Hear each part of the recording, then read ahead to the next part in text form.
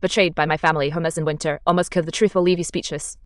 I remember the sound of the door slamming behind me as if it was the final punctuation on my entire existence. It was the middle of January, bitterly cold, and my breath puffed in short, visible bursts that the wind stole almost immediately. My mother's voice, normally warm, had gone brittle like splintered glass. "You're done here, Emma. Pack your things, now." I froze, my hands trembling over the straps of my backpack. "Mom, what? You can't." She cut me off, eyes cold, unrecognizable.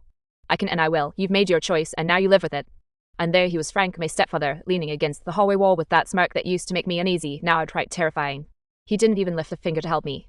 He just looked at me like I was a bug on the floor. "Good luck out there," he said, his voice slow, deliberate, like he was savoring each word. "You'll learn fast what happens when you defy your parent." I couldn't move. My stomach churned, bile rising in my throat. "You're letting him do this?" I whispered, staring at my mother, hoping, pleading for a shred of the woman who used to tuck me in at night. She didn't flinch, didn't blink. She just nodded at him. I shoved the backpack onto my shoulders, too heavy, too awkward, and stepped into the cold. The door shut behind me with a finality that echoed in my chest like a gunshot. I was 17. Homeless. My family had cast me out in the dead of winter. The first night was a blur of teeth-chattering terror. I walked for hours through empty streets, trying to find someplace, any place to keep warm. Every closed doorway, every dark alley whispered the same thing: you don't belong here. I curled up on a broken wooden bench outside a shuttered diner, pulling my jacket tighter, shivering until my teeth ached. My lungs burned. By the third night, the cold had invaded my bones, and the cough started first dry, then wet, then impossibly painful. Pneumonia, the doctors would later call it, but at the time I just knew I was drowning in my own chest, unable to draw a full breath, every movement a battle. I hallucinated, sometimes hearing Frank smirk behind me, seeing Mom's cold eyes as if they were carved into the dark walls of the city. I didn't have a phone. I didn't have money. All I had was the backpack and the bitter taste of betrayal. I tried knocking on doors, begging strangers for warmth, but most ignored me or called the cops. The shame cut deeper than the frostbite creeping across my fingers. I remember one particularly icy night, my lungs seizing in agony, when a man on the street muttered, "Girl, you shouldn't be out here." But before I could speak, he disappeared into the shadows. Alone. Completely alone. That's when it hit me, this wasn't temporary. My family had chosen to erase me. And the worst part? I knew why. Not just because I had stood up to them once, or argued over something stupid like a curfew or grades. No. Frank had made it clear early on he hated me. Something about my mother's attention, my distance, it made him restless, bitter. And now, at 17, I was the price of that bitterness. I pressed my freezing hands against my chest, coughing so hard it brought tears to my eyes. And that's when it happened. I saw the glow of headlights before I felt the impact. The car swerved, brake screeching. My body went airborne like a rag doll, pain exploding through every joint, every bone. I landed hard on the icy asphalt. Blood mixed with snow, and the world blurred into white, then red, then darkness. And as I lay there, broken, shivering, lungs on fire, I realized my family, the people who were supposed to love me, would never come for me. They were inside, by the fire, safe. And I was dying in the street, alone, betrayed, abandoned by the people I had trusted most. Somewhere in the distance, muffled voices approached, but I couldn't tell if they were help or just shadows laughing at me. My vision flickered, and I could barely hear the sound of my own heartbeat over the roar of the cold and the pounding in my chest. And then, in that moment, one thought seared itself into my mind. I will make them pay for this. Every single one of them. I tried to remember the first time I felt uneasy around Frank. My earliest memories of him were oddly charming. He laughed at my jokes, brought me candy when Mom wasn't looking, even pretended to cheer for me at soccer games. I wanted to believe he was a stepdad who loved me, the way fairy tales promised. I craved approval, so I ignored the tiny things that didn't sit right. Like the way he would brush against me accidentally when no one else was around. Or the way he always had a smirk when Mom complimented me like he was calculating something, like he wanted to see me fail. I laughed it off, told myself I was imagining it. I wanted him to be my family. Mom was never an ally in those moments. She always smiled, always reassured me, but the smile felt forced, like she was afraid of Frank. I remember one night, at the dinner table, he slammed his fork down and said, "You think you know better than everyone, huh?" I just wanted to help, I whispered, shrinking under the glare. "Help," he barked, eyes flashing. "You're 17, you know nothing about the world." Mom looked away, picking at his salad, silent. And I learned early on that silence was compliance. Even so, I tried to win her back, tried to be the perfect daughter in every way that counted. I did my homework, I took extra chores, I smiled and nodded through every dinner, every lecture, every smirk Frank threw my way. But it was never enough. Something in the way he spoke to Mom like she was his trophy made it clear I was the intruder in their little world. My friends saw the signs. They warned me about him. "It meant he's weird, he's always watching you," Jenna had said, whispering behind our lockers at school. I laughed nervously. "It's nothing, Mom loves him." I clung to that sentence like a life raft, ignoring the sinking feeling in my chest. Then there were the small betrayals that hurt worse than the big ones. The time Mom told me I couldn't go to a weekend trip with my friends because Frank wants to spend more time with me. Or when he forgot to pick me up after school, knowing full well I had nowhere else to go. I felt myself shrinking inside, the warmth I'd once felt in my own home fading. And yet I kept trusting them. Because even when Frank's anger simmered just beneath the surface, Mom's soft touches and whispered "I love you" kept me tethered. I believed that beneath it all they cared. Then came the night that should have been my first real warning. I was 16, curled up on my bed scrolling through my phone when Frank barged in, uninvited, just as I was chatting with my best friend. Who are you texting? His tone was sharp, like he'd smelled something dangerous. It's just Jenna, I said, panic rising. He laughed low and humorless. You think you're smarter than us? Don't forget who runs this house. I froze, realizing in a sinking pit of dread that no matter what I did, I could never measure up to the version of obedient daughter he demanded. And Mom? She just stood in the doorway, silent, unwilling, or perhaps too afraid to intervene. I wanted to leave that night. I thought about packing, just walking out. But where would I go? I was a teenager with no money, no car, and no plan. I swallowed my terror and stayed. Looking back, there were countless red flags I ignored, the way he subtly undermined me, the way Mom's warmth always had a price, the nights when I heard them whispering in the dark, laughter that didn't include me. Every small betrayal, every manipulative smile, every cruel joke built a foundation for the nightmare that was about to hit me. Because I didn't know the full extent of what was coming. I didn't realize that Frank had spent months plotting this, not just punishing me for defiance, but erasing me entirely. He'd convinced Mom that I was a problem, that I was reckless, that I didn't deserve protection. And when the moment came, when they finally cast me out into the icy streets, it wasn't anger, they were proud. That night, curled up on the broken bench, coughing until my chest ached, I remember the first time I truly felt it, the realization that the people who were supposed to protect me, to love me unconditionally, had been quietly turning against me my whole life. I thought of the warnings I'd ignored. The strange looks, the laughter behind my back, the whispered bits disguised as advice. And I understood, with a clarity that comes when the world refuses to forgive you, that I had been alone for longer than I'd realized. The betrayal wasn't sudden. It had been a slow, poisonous drip, and now it had reached its final horrifying crescendo. And as I struggled to breathe through the snow and pain, I made a vow I would survive this. And I would find out exactly what they had planned and why. It wasn't until weeks later, after I finally crawled back from the brink of death in that dingy hospital bed, that I realized the full horror of what they had done. Pneumonia had nearly killed me, my body a fragile shell of its former self, but what hurt even more wasn't the sickness, it was the betrayal. I had begged the hospital staff to let me call my mother, to tell her I was alive, that I needed her. And when she finally picked up, her voice was calm, almost detached. Emma, we didn't think you'd survive the winter out there. I froze, every muscle tightening. What do you mean didn't think I'd survive? Mom, I could have died. She hesitated, swallowing. Then, in a whisper that cut deeper than any blow, she said, Frank, he said it would be good for you, that you needed to learn your place. My hands trembled, and a phone slipped from my grasp. Good for me? They had actively wanted me to suffer, to almost die. It wasn't neglect. It was cruelty, deliberate and calculated. And then the truth began to unravel, piece by piece. Frank hadn't just been angry, he'd been scheming. He'd started months earlier, convincing Mom that I was ungrateful, uncontrollable, dangerous even. He planted lies, twisted stories from school, even doctored emails and texts. Everyone around me, teachers, family, friends, neighbors, had been manipulated into seeing me as the problem, the threat. The worst revelation? My closest friend at the time, Jess, she'd been part of it too. She confessed, voice cracking, eyes white with guilt. He paid me. I didn't want to, Emma. I swear I didn't know it would go that far. I thought it was just rumors. I felt bile rise in my throat. My friend, the one person I trusted outside my family, had betrayed me for money. For Frank. For Mom. My chest ached not just from sickness, but from a sheer, unrelenting sting of deception. Even worse, I discovered that Frank had been siphoning money from Mom's accounts hidden under the guise of family investment. They had taken from me, from my future, all while pretending to care. Every smile, every moment of affection had been calculated, a mask covering their monstrous intent. I remember the night I finally pieced it all together, sitting on my hospital bed with my shaking hands wrapped around a cup of lukewarm tea. My body was still weak, tubes and monitors humming around me, but my mind was alive with rage. They hadn't just abandoned me, they had orchestrated my suffering. Frank had manipulated, lied, and coerced. Mom had enabled it. Jenna had sold me out. And the world had let it happen because no one had asked why a 17-year-old girl was suddenly homeless in January.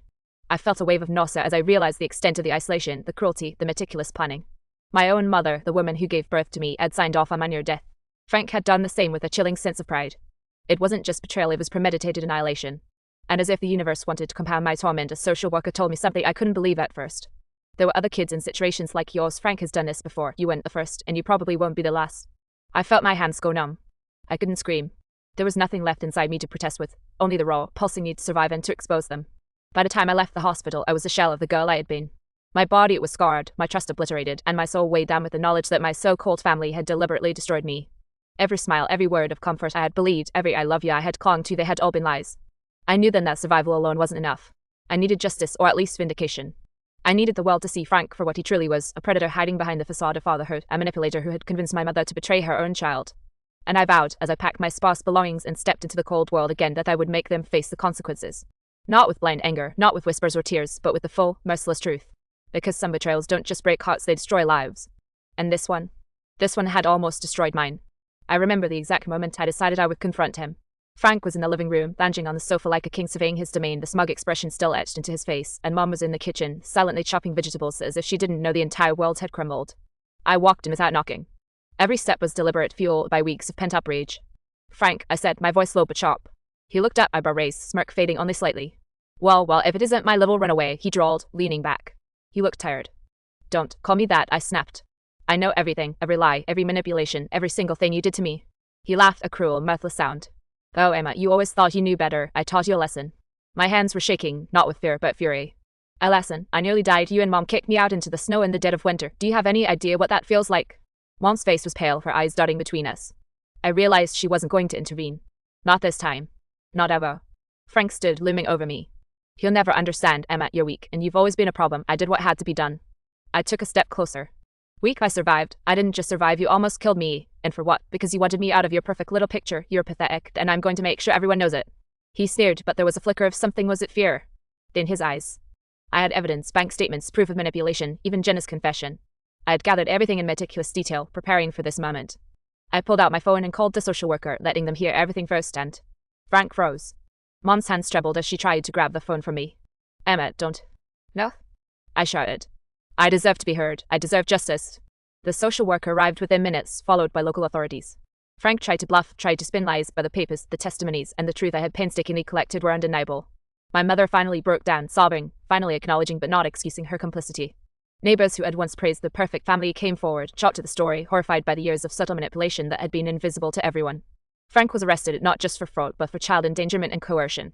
The authorities uncovered that he had a history of psychological manipulation in previous relationships, just like the social worker had warned me. The courtroom was brutal. I watched him try to charm the jury, try to paint himself as a misunderstood man. But it was useless. I testified, every word cutting into him like a scalpel, every detail of betrayal laid bare. The judge didn't flinch. The jury didn't waver, and for the first time in years, I felt the scales of power shift. Outside the courthouse, my friends and allies embraced me. Jenna came forward, apologizing again, tears streaming down her face. I didn't forgive her, not it, but I acknowledged that truth had its way of setting people free, even if it was messy and painful. Mom stayed back, silent, her eyes wet but vacant. I couldn't forgive her either, not fully.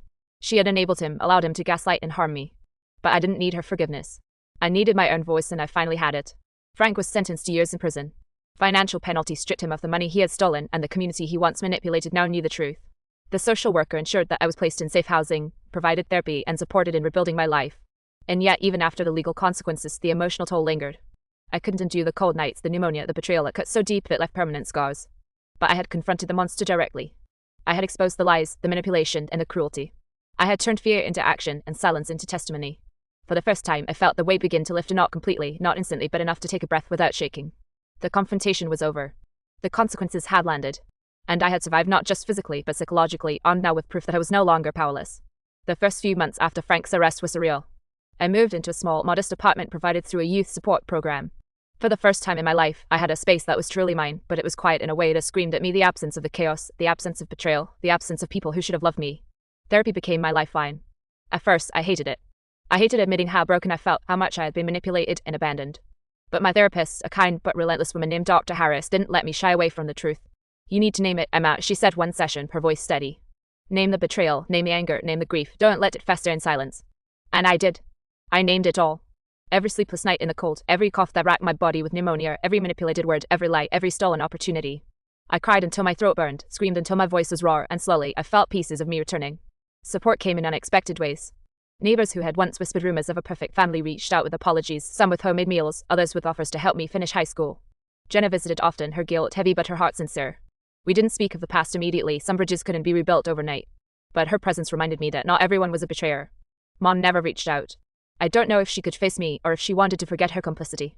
I had to accept that some people, even family, would never acknowledge their wrongs. That was part of my healing, understanding that forgiveness isn't always possible, and sometimes it's not even deserved. I returned to school part-time, slowly catching up on what I had missed. I found solace in writing, pouring every shred of anger, betrayal, and eventual hope into words. It became my weapon, my therapy, my declaration. I survived. And I will not be silenced. Financially, the restitution from Frank helped me rebuild. I invested in a small savings account, a symbol of independence and control that had been stolen from me. Every deposit, every careful budget was a reminder that my future was finally mine. But the emotional scars were deeper. I couldn't enter a room without calculating trust, couldn't smile without remembering manipulation. Couldn't tear kindness without suspicion. Therapy, patience, and honest friendship slowly chipped away at the fear. I learned to set boundaries, to recognize red flags, to protect myself without shutting the world out completely. One evening, months after leaving the hospital for good, I sat on my balcony, staring at the city lights glittering in the winter night. The air was still crisp, but it didn't cut through me like it once did. I had survived the streets, the betrayal, the near death, and I had returned stronger, sharper, and more aware. I realized then that recovery wasn't linear. Some days, the memories hit me like a punch to the gut. But now I had tools, allies, and a voice. I had power over my own story. I had survived Frank's cruelty, Mom's silence, and Jenna's complicity. I had survived the world's apathy. Today, I work with youth who have faced abuse and betrayal. I speak at local schools about manipulation, coercion, and resilience. I don't sugarcoat the horrors. They need to know that people like Frank exist, but I also show them that survival is possible. That you can reclaim yourself, even after the worst. Sometimes, I still think about that freezing night lying on the asphalt, gasping for breath, sure I would die. And I remember the vow I made to survive, to expose, to reclaim. I have kept that vow, not out of vengeance, but out of necessity, to prove that cruelty can be met with courage, that betrayal can be met with truth, and that even in the darkest winters a person can find warmth in their own resilience.